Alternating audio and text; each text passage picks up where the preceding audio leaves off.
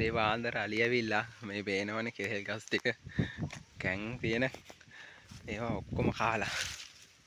මේ ඔක්කොම විනාශ කරලා මේ වැඩපළ ආන් අලියා පේනවද මේ ඉන්නේ මේන් අලියා